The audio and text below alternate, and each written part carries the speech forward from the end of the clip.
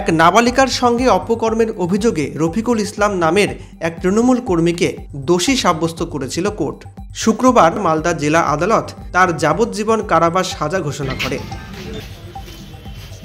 জানা গেল, ওই ঘটনার তদন্ত করছিল সিবিআই।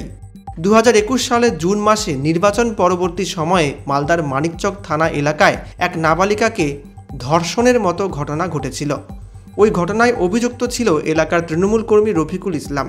প্রাথমিকভাবে পুলিশ বিষয়টা দেখলেও পরে সিবিআইয়ের হাতে এসেছিল মামলাটি। মোট 22 জনের সাক্ষ্য গ্রহণ করার পর নির্দিষ্ট প্রমাণের ভিত্তিতে অভিযুক্তকে দোষী সাব্যস্ত করে অতিরিক্ত দায়রা আদালতের বিচারপতি রাজীব সাহা শুক্রবার রফিকুল ইসলামকে যাবজ্জীবন কারাবাসের রায় ঘোষণা করে। ওয়েস্ট বেঙ্গলে 55টা পোস্টপোল ভায়োলেন্স মামলা হয়েছিল হাইকোর্টের নির্দেশে। তার মধ্যে প্রথম পোস্টপোল ভায়োলেন্সের আজকে রায়, মানে সেন্টেন্স আজকে ঘোষণা হলো। এটা পক্সো মামলা। তাতে আসামি রফিকুল আলায়েজ ভেলু, ওকে লার্নেড কোর্ট লাইভ কনভিকশন দিলেন এবং 3 লাখ টাকা ক্ষতিপূরণ স্টেট ফান্ড থেকে যাতে ভিকটিমকে দেওয়া হয় সেটারও নির্দেশ দিয়েছেন এবং 50,000 টাকা ফাইন করেছেন আসামির উপর। 50,000 টাকা যদি না দিতে পারেন অনাদায়ে আরো 6 মাস জেলের রায় উনি দিয়েছেন। এই কেসে কতজন সাক্ষী ছিল?